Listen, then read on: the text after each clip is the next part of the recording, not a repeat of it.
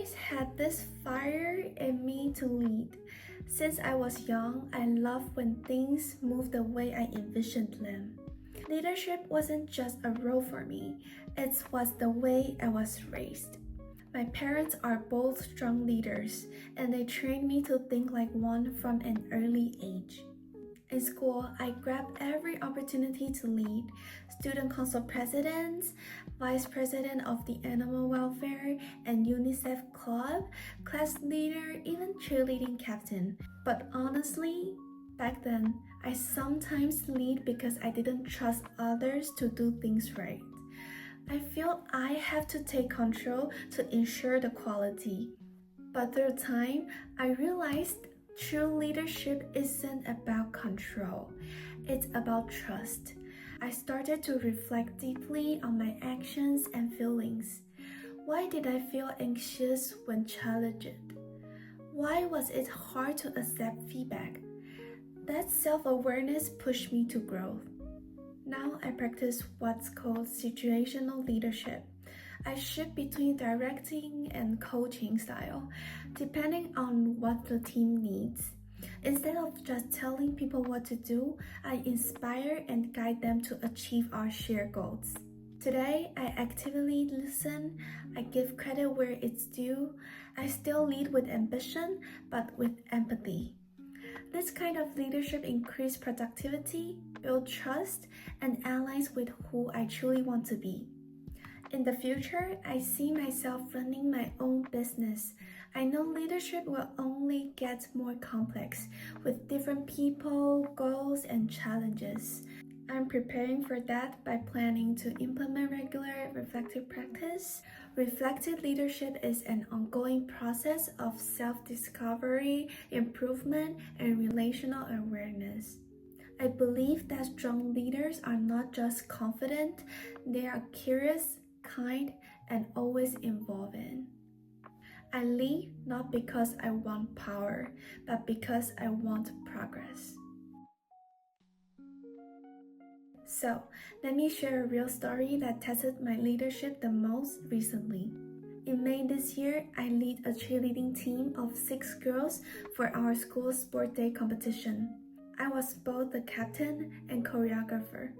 I am someone who doesn't like losing, and I felt huge pressure because our liaison campus had won first place multiple times before.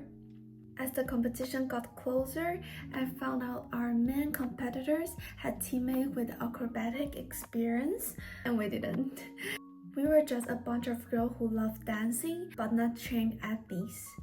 That made me anxious. I wanted our performance to be perfect.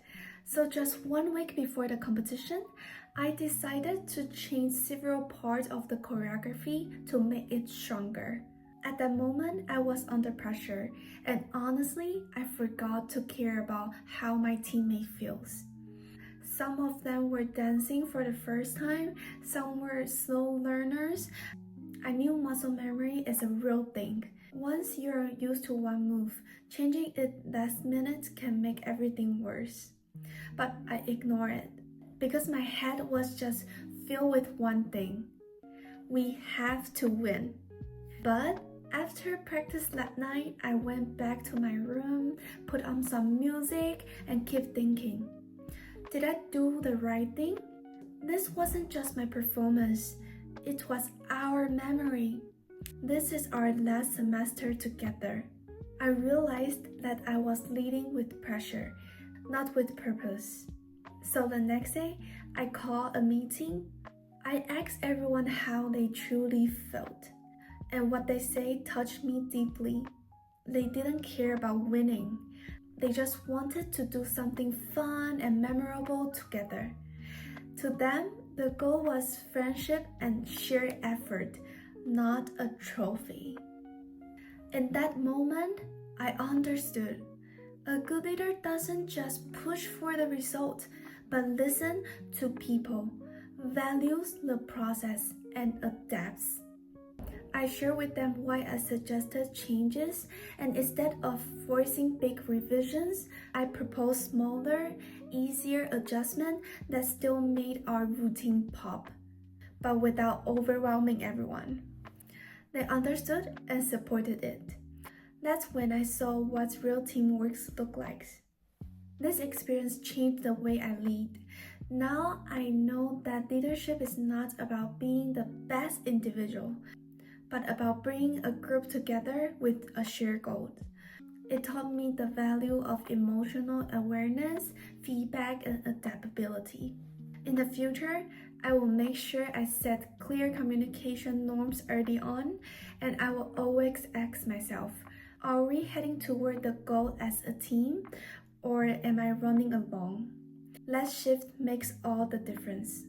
Lastly, I will lead with heart, reflection, and purpose because progress means nothing if we lose people along the way. Thank you for taking time to watch this video. I hope it offered you a better understanding of who I am.